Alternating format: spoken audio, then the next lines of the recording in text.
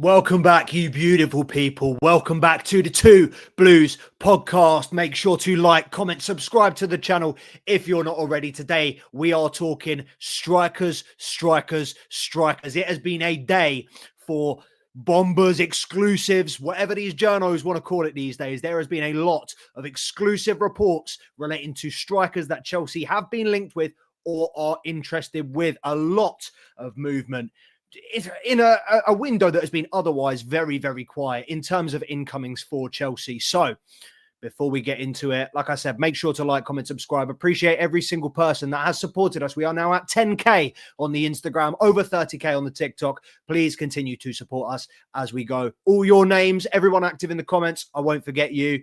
Lemon, Just MG, Ved, Scott, Jose, I'm sure I'm forgetting people, but everybody that's supported us so far, please continue to do so.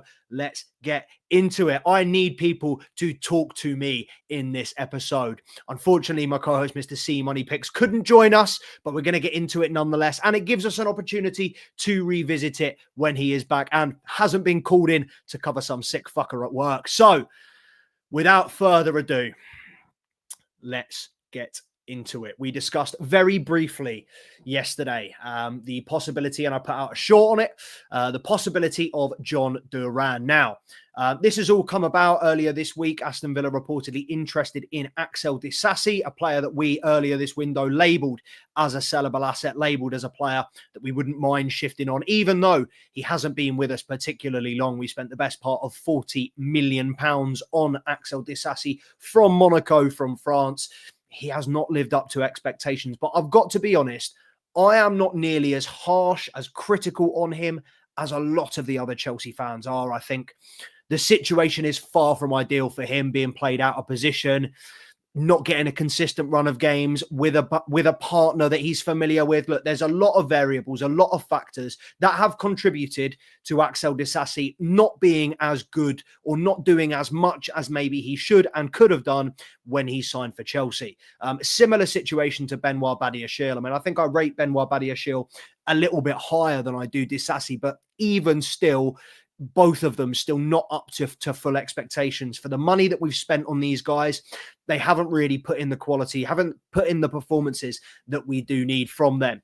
And when there was talk breaking that Disasi might go to Villa, Wolves, you know, normally when we have a top player linked with another Premier League club, Chelsea fans get a little bit unsettled. You know, we don't really want to sell to a rival.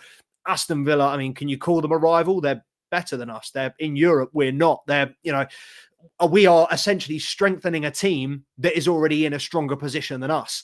And normally you'd hear Chelsea fans go a little bit, I'm not sure about that. Maybe try and find them a move abroad. I haven't heard any of that. All I've heard is Chelsea fans going, yep, get rid. Oh, Aston Villa fans, you'll love him. He's amazing. Take him. Obviously doing the gaslighting to a new level with Axel Disasi. But I haven't seen any Chelsea fans mad that he's leaving. Look, I wouldn't be upset. I think it's one of those where we've tried, it hasn't worked. I would have expected him to do more, but I think at the end of the day, if it's got to, you know, a year and a half, 18 months in, and he's still not convinced, it's a cutthroat industry. It's a cutthroat game. We can't be sitting here pandering to players that aren't playing at the level we need them to. And Enzo Maresca clearly doesn't trust him, clearly doesn't like him as a first choice centre-back. You know, that's part of the reason we've recalled Trevor Chalobah and part of the reason he's been able to been placed on the sell list, I guess. But the development with that Axel Disasi deal is that they are also potentially interested in Joao Felix, a player that they had been linked with in the summer before he chose to come to us. I mean, it's looking more and more like Chelsea literally just signed Joao Felix to be able to settle that Gallagher sale with Atletico and to be able to comply with the PSR regulations. It seems like we had no interest in Joao Felix as a player long term. We just kind of thought, you know what, this is going to be someone that's easier to shift in 6 months. And Gallagher, given his current contract situation, needs to be shifted now. So I don't know if that factored into it. It feels to me like it did, but obviously we'll never know the full story. We'll never know the full truth. If it is true, if we are looking at getting rid of Joao Felix and Axel Disasi, and Aston Villa are interested in both, I think it would be very silly not to ask for Jhon Duran. The only thing that I don't like about this deal is the fact that Jhon Duran was offered to us for 40 million in the summer, and we said no. Samu Omorodion, another player that's going on scoring for Porto week in, week out. We were offered in the summer. Maybe we should have taken him instead of Joao Felix. Maybe that is looking like a better swap deal, as he is more of a number 9 than Felix was. But, I mean, Felix would undoubtedly, for me, I'd be the sadder, to see of the two. I think Joao Felix is a player I rate incredibly highly. I think in his first stint at Chelsea, I think he was criminally underrated. He was underutilized as well, mainly because, and obviously, he was on loan. We were in a situation where Frank Lampard was brought in to replace Graham Potter, wanted to play with the players that he knew were going to be at the club next season. So you can understand why he didn't really use Joao Felix to his full potential, while he didn't try and kind of unlock him. But I do still think he was the shining star of that miserable season for me. I mean, his link up with Enzo Fernandez was brilliant. Some of the goals he scored, some of the assists he provided. I remember his one against Leicester. There are not many Joao Felix moments that I don't remember with fondness. So 100% I'd be upset to see him go. But it's one of those where I'm looking at this squad. You've got Palmer in the 10. Maresca said he only uses 110. You've got Felix and Nkunku on the bench. One of them's got to go, because both of them are miserable at the moment. And I feel like Joao Felix is more happy to play that bit part role, more happy in context. Look, he's not going to be happy he's sitting on the bench and only playing Europa Conference League teams that, let's be honest, are below his pedigree. He is better than the teams he is facing. Same with Nkunku, though. He is playing below. He is playing below his belt, but below his pay grade at the moment. And I can understand why both of those players would be frustrated. But having 3 players, I mean, obviously, I'd like to see Nkunku incorporated a little bit more in another position. But Maresca's made it clear that he's only playing with one player in this system, one number 10 in this system. And Nkunku and Felix are not going to displace Palmer. They're not going to move him from the squad. It's just not going to happen. So if that's what you're looking for, and if that's the reason why you're saying we shouldn't sell Felix, we shouldn't sell Nkunku because we need him as a back. Look, we've got 2 of them. We can choose one.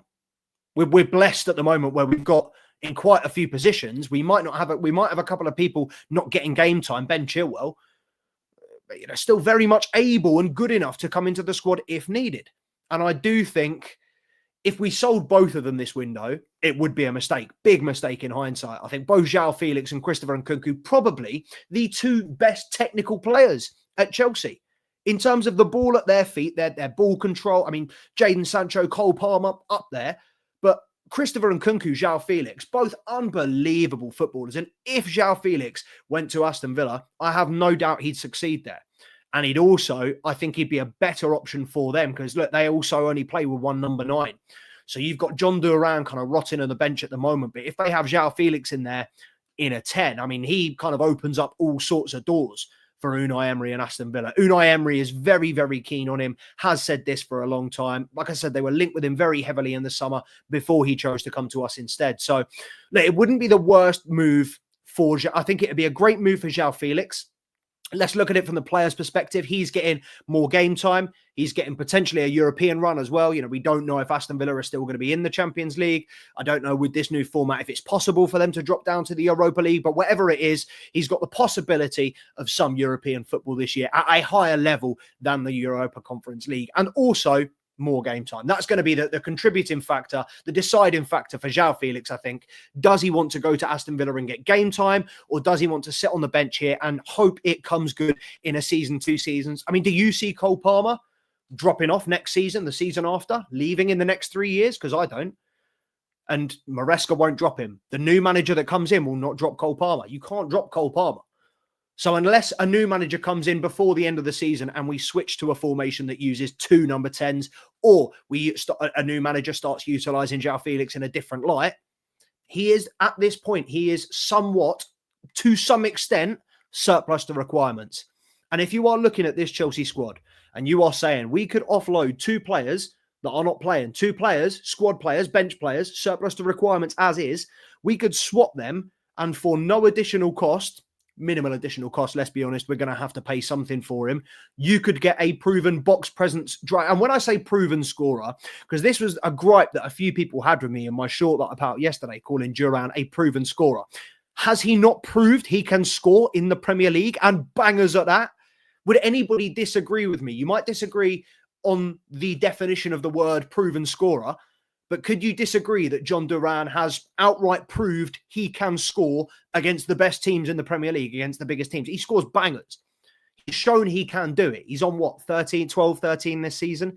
So he's doing it in the Champions League against teams like Bayern Munich. He's doing it in the Premier League against big teams. I'm not going to sit here and accept that Jhon Duran is not a proven scorer. He's proved he can score. And more importantly, he is a poacher. He is a finisher. He is a number 9. He has that natural instinct. Someone a little bit like Mark Yu in terms of their development, but a little bit more refined. And look, I never know how to put this, but striking of a ball striking, the way he hits it, I don't fucking know how to say it. There's not many better. Like, there are very few people that can strike a ball as cleanly as Jhon Duran. Isak's up there because Isak can absolutely zing them as well. But Jhon Duran, one of the most purest strikers of a ball. And you think back to that chance Chelsea had, 1-0 up against Manchester City. Cole Palmer puts a poor ball in, but Jackson still has the opportunity to hit it first time with his left. If that's Jhon Duran, that's in the back of the net. Because Jhon Duran doesn't think, oh, I'm out of form. I need to get it on my right. I can cut back. I don't want to miss a one-on-one. Jhon Duran thinks, all right, I'm going to thunder cunt this into the top corner with my left foot. Fucking bins. He's going to find it. You know he is. And I genuinely, look, Duran is my number 1. We're going to discuss, and well, unless somebody changes my mind in the comments, Duran is my number 1 pick for a number 9, a box presence, a striker, someone that we can bring in and be readily available and be suited to the team. There are a few other options out there, which we will discuss, which we will get into in more depth. But I personally think Jhon Duran is the best option. The only thing I don't like, as I said earlier in the video, is the fact that he was offered to us for 40 mil and now we would have to pay double. We would have to pay upwards of 80 million. But how much of that could we offset with Felix and Disasi? Felix, I'm thinking 50. Disasi, 15, 20 if we're lucky. But the rumours is that they only want to take him on loan, Disasi. So I don't know. If we can get him into some sort of package deal, we're going to have to be the ones, making the compromise on the price. Because at the end of the day, we're the ones that are pushing for Duran, and they are happy to sign our players on a loan. So it will be interesting. Obviously, nothing is a done deal. And, this is a big hypothetical talking about swapping 2 players for 1. There are other clubs, Wolves, other Bundesliga clubs as well, interested in Disasi. Someone may put a bid in, and we'd probably be more inclined to sell him permanently than to loan out another player just to come back in the summer. We've already got Renato Vega out on loan. We've already got about 20 players coming back, as we do every year. We don't need Disasi to go and stew on loan elsewhere. I'd rather just make the decision, have a clean break. Otherwise, you're going to end up with a situation where he comes back into the squad having not played for a team and nobody wants to buy him in the summer. And we've got another Ben Chilwell sitting on 120, 150 grand a week, not playing, not in the squad, watching the youth team kick a ball for fun. So the Disasi one, I would rather sell him than loan him. But look, if we can ball it up into this Felix Duran deal, it would be an interesting concept. But Ornstein, let's have a quick look at the what the tweet was. Was it this one? Yes. Many clubs want 1 elite number 9. Aston Villa have 2, but both Watkins and Duran expect to start an Emery favours lone striker. Growing sense is something might have to give. And if Aston Villa receive offers for Duran in the region of 80 million, the 21-year-old may go. Look, 80 mil's a lot of money. Let me know what you think. Would you pay 80 million for Duran? Or would you be too salty about that 40 million we were offered him for in the summer? Or would you rather try and see what we could do in terms of a make weight? What are your thoughts on Jhon Duran? Let me know in the comments. But the second striker that we are going to get onto, who is a player that, actually, you know what? We'll go in the reversological order. We'll go on the most recent, as far as I'm aware as well. Something might have changed. But most recent update was from Fabrizio Romano. Mathys Tel has decided to leave Bayern in January. Bayern and the player side will assess all options. Chelsea asked at the beginning of January, but there are also more clubs keen. I don't know who the other clubs are. So it's very difficult to sit here and say Chelsea are better placed. Chelsea have a better project, pathway to progression. There might be a team with a number 9 spot open that wants Mathys Tel to come in and start for them immediately. I'm not as sure Mathys Tel would be a success, an immediate success, as I am with Jhon Duran. That being said, Mathys Tel is my number 2. Mathys Tel is my second option. I think a little bit more inexperienced, but this is a player that I've been watching. I've had my eye on him since he was 17 years old, since he broke the record for, what was it, Rennes or Lens or whoever it was in League One, becoming the youngest player to make his debut, breaking Camavinga's record. I've had my eye on this geezer for a long time. He is a very, very good player. And when you talk about hybrid strikers, I hate that phrase, hate that word. But when you talk about strikers that can do 2-3 roles, they are still an out-and-out number 9. Very much so. But he is, I'd put him similar to Jackson in that he's a striker. He can play off either wing, but he's a striker. But I'd say Mathys Tel is 70% striker, 30% winger. Now, you know what? I'd say 80% striker, 20% winger. I'd say Jackson's 60-40. He's a lot more of a potential winger. You know, he's not a born finisher, natural poacher. Mathys Tel, I think, is. He's a lot, again, very clean striker of the ball, natural finisher. This is something that's been drilled into him from young ages. I mean, Nicholas Jackson's development through no fault of his own, and we're not going to sit here and dig out, you know, players that come up from a less privileged background, that haven't had the facilities, that haven't had the options, the coaching, the chances that a lot of these young players have had in Europe. You know, it's down to no fault of Nicholas Jackson. And I would argue that the most technically able players in the world have all come from playing on rocks and sand. You look at Ronaldinho, Adriano, you know, those Brazilians used to play on rubble, barefoot, booting leather ball. You know, the African kid, JJ Okocha, Didier Drogba, grew up. Maybe Didier Drogba was not the best example for a technical player, but JJ Okocha, you know, these George Weah, you know, these players grew up playing in the harshest of conditions with absolutely no safety net, with absolutely no home comforts. These guys are exposed to the elements in their rawest nature. And that is why I love Nicholas Jackson, because this is a guy who's come from kicking ball in the street in Senegal to holding and leading the line for Chelsea. And he does it so effortlessly sometimes that I just think this guy could be it. He could be complete. But the fundamentals of how you learn as a child, your coaching, your technique, so much of that comes from your first lessons. And that is why I do feel like there is going to be a natural divide, a natural kind of gap between Nicholas Jackson and players like Mathys Tel that have come up in European setups. Mark Guéhi, another fantastic example, nowhere near as good of a striker as Nicholas Jackson. But I guarantee you put Mark Guéhi in the box in the last 10 games instead of Jackson, he's getting more goals. I guarantee you Jackson hasn't scored in the last 7. If Guéhi plays every single minute that Jackson plays, guarantee you he scores at least 1, because he's in the box and growing up in La Masia, learning the fundamentals of football from the greats, and being that much of a perfectionist, dialing everything down to a T, making the sport a science. That is what gives these young players that have come up from European setups the edge over players like Nicholas Jackson. But Mathys Tel, look, he's a little bit on the young side. He's a little bit on the raw side. So I do kind of feel like there is a huge element of risk with him. The fact that he's not playing for Bayern Munich, I mean, look, you can't be mad if you're not starting over Harry Kane. Harry Kane is always going to be the starter at Bayern Munich until he retires. They've got players. I mean, they've got players like Thomas Müller they're utilising in the number 9 instead of Mathys Tel. For him, it's a big, big step up. Going from bit part player, regardless of how you see it, he's a bit part player. He's a bench warmer. He's a squad player for Bayern Munich. So to go from that to a starter at Chelsea, which is realistically what we need. We're not bringing in another squad player. If we bring in a number 9 in the next week, not in the next week, in the next 5 days. Oh, yeah, no, it is the next week, isn't it? Because it's the third transfer deadline day. What an awful deadline day. Football is gone. Game is got utter woke nonsense. But you get my point. It's so much more of a risk to translate. I mean, January is a difficult window as is. Chelsea are in a difficult position.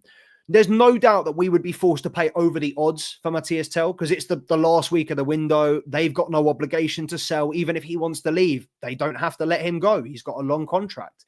It's one of those where Chelsea are going to have to stump up minimum 50, 60 mil for a player that we don't know is going to benefit the team in the second half of the year. And given Chelsea's difficult situation at the moment, particularly up front with Jackson having a drought and Kunku looking like he can't be asked, getting in a striker that is not banging form is the last of, the last thing I want to do. But yeah, everybody, let me know your thoughts. There are a couple of people watching. Let me know your thoughts on Mathys Tel, guys.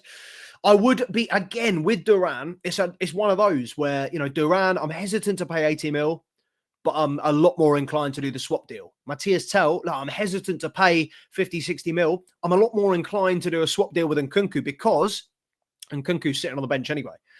So if it means just replacing Nkunku and, we give him a chance, if it doesn't work, he takes Nkunku's place as the backup number 9. It's no skin off our teeth. That being said, I do feel like the ball would be in our court as well because Tel's got the longevity on Nkunku. But then again, the only thing is, with Nkunku, even though he's not doing it right now, there you have a player that can come on and affect games and impact games. You've seen him do it against Liverpool, Bournemouth, Crystal Palace. He's come on and scored crucial goals for us. So Christopher Nkunku, while his impact may have dropped off in recent months, I think that may come down to, and Charms and I did discuss it last week, has it come down to a little bit of loss of motivation, playing teams below your pay grade? I think yes, and I do think that he does need that reinvigoration. It's not going to come from a couple of starts in the Premier League. Something's got to light the fire underneath him. And that has to be Maresca going, shit will get off the pot. Either you pull your finger out and you start doing it here, or we get rid of you. Or we just trust him implicitly and, try and work him into a situation whereby we can play him maybe off one of the wings instead of Madueke. I don't know. I feel like there are a lot of moves in this last week that will just hinge around each other, and whether Nkunku goes or leaves depends on whether we go in for Tel and whether Felix leaves and whether there are so many dominoes to think about, so much of a butterfly effect that you really just can't be sure at this point. But third and finally, because we're only going to discuss 3 real strikers this episode, Evan Ferguson, a name that we haven't heard about all season, really. A player that a lot of Chelsea fans incredibly keen on him last year. For me, the drop-off this year has been too much. I know he hasn't been helped with injuries and obviously not getting the game time as well. But I do think when I've seen him, the drop-off has been huge. I think he's not, again, similar to Nkunku. I don't know whether it's a motivation thing for lack of minutes, but he doesn't look like he's that arsed. He doesn't look like he is as hungry as he was before. And it's a bit of a strange one because in the report that The Athletic put out, they have said Brighton are prepared to allow Evan Ferguson to depart the club permanently in the January transfer window. Now, in the last week or so, and this tweet here corroborates that, in the last week or so, multiple reports of him being sent out on loan. 20-year-old Republic of Ireland international has attracted widespread loan interest from Premier League rivals and top-flight clubs abroad, but Brighton are also open to the possibility of selling Ferguson at the right price. What is the right price? Oh, shit, that was an accident. What is the right price? Because the right price for Chelsea will be different to the right price for another club. Dealing with Brighton, I hate it. And you know what? When they did us for the Caicedo deal, I thought, let's go in one more time for Ferguson. Let's do it once more. 80 mil on Ferguson, or whatever the stupid fee they were discussing was. 80 mil on Ferguson, pay it, never deal with the club again. I'm going back on that. I'm doubling down on the never deal with them again, but I would not spend what they want. It will not be 80 mil that gets Evan Ferguson. It will be a lot less than that now. I think they'll be lucky to get 40, 50 mil. I think 30, 35 mil in the region of is right for Evan Ferguson, given the drop-off this season. Would I pay 35 mil for Evan Ferguson? No. I'd loan him. I'd take him on loan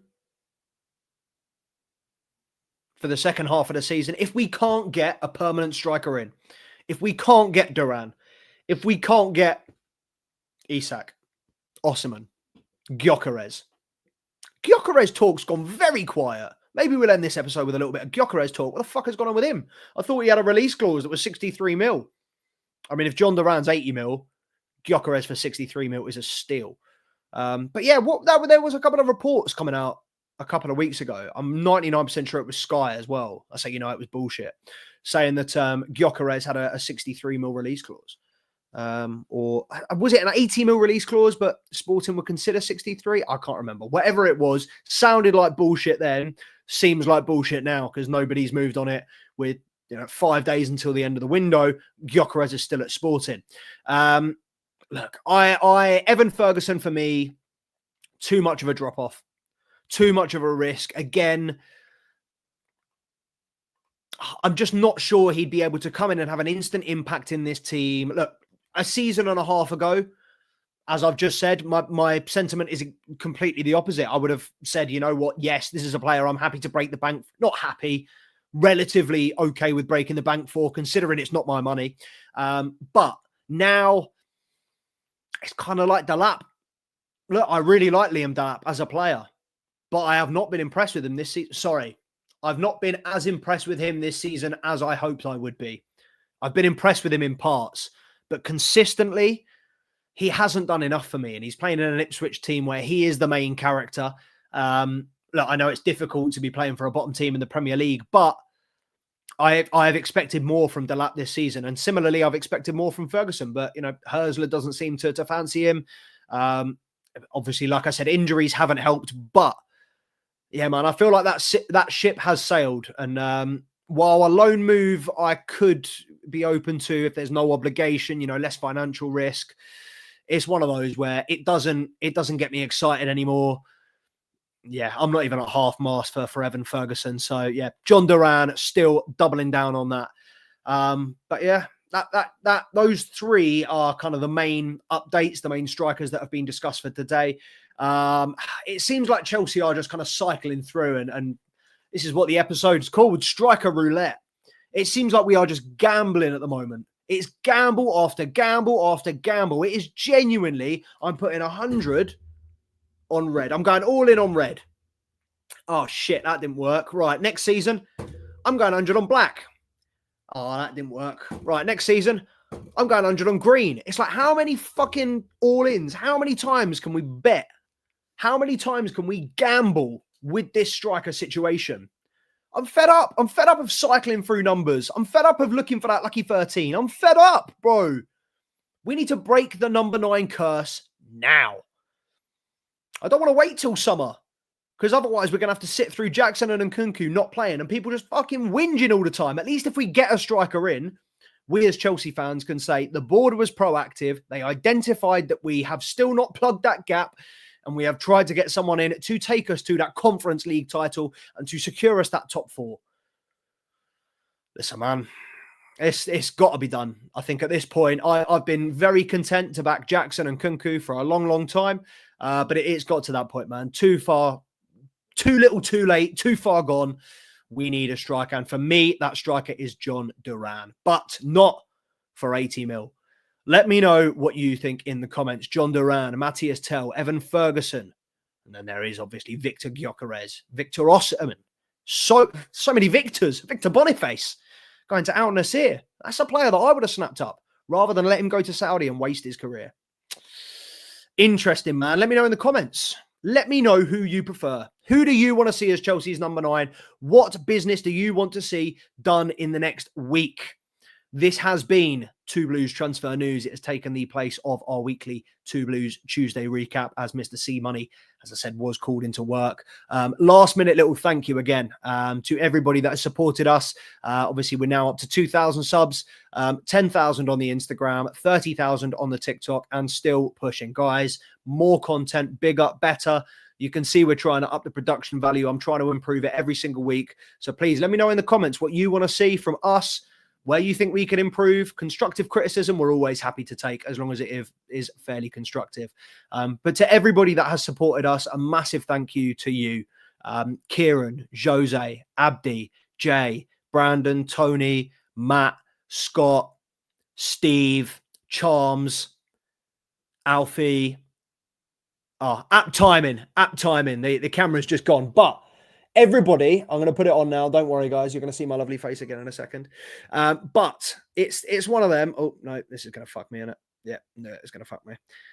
This is one of those where we improve with you. The channel improves with you. You guys are the reason I continue to do this. You guys are the reason that I finish my day at work, I get home, and I just lock myself in my room and film content. Because you've been really appreciative and supportive. And for that, I thank you.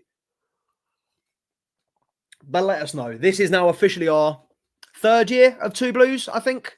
First year, it was the Expert Football podcast. Now it's Two Blues. We can only go up from here, man. You're going to see us on Sky Sports soon, I promise. And when you see me on Sky Sports and TalkSport taking the place of Goldbridge and all those other nonsense, trust me, you're going to be like, hang on a minute, I recognise that cunt from somewhere. Unfortunately, I probably won't be allowed to say the word cunt as much as I normally do on YouTube, but I suppose that's just a learning curve we're all going to have to make. You know what? Fuck it. I ain't changing for no one, bro. Get me on the overlap to call Robert Sanchez a cunt. Get me on! Right. Make sure to like, comment, subscribe to the channel if you have not already. Guys, let me know your thoughts. Jhon Duran, Mathys Tel, Evan Ferguson, Victor Gyökeres, Victor Osimhen. Who do you want? Joao Felix, are you happy with him leaving? Axel Disasi, are you happy with him leaving? Renato Vega, deal confirmed. Happy? Not? Think we need someone more at left back? Should we recall Caleb Wiley? What's going on with the goalkeepers? Should we recall Andre Santos, Leslie Ugo Chukwu, George Petrovic? I mean, most of our transfer targets could just be rattled off in our current loanee list. But speaking of which, we'll have another episode of Loan Watch for you this week, and it's going to be a fucking good one because Andre Santos has scored his 8th goal of the season. The boy is just building. He just cannot stop. Honestly, the ceiling is... The sky is the ceiling. The sky is the limit for this guy. I promise you. And Petrovic as well. Week in, week out. Unbelievable performances. Strasbourg love him. The fans love him. Get this done. Back between the sticks for Chelsea. Much needed returns for those two. But this has been our Striker Roulette episode. Make sure to tell your friends as well, guys. Not just like, comment, subscribe. Two Blues Podcast on the Instagram, on the TikTok. Tell your friends. Get them to put on it. Run this video up while you're at work. Leave it on. I'm starting to put the episodes on Spotify as well. Run it up, man. Keep running it up. You know what it is, man. Two Blues Podcast. You know what we do. Appreciate you guys. Up the Chels.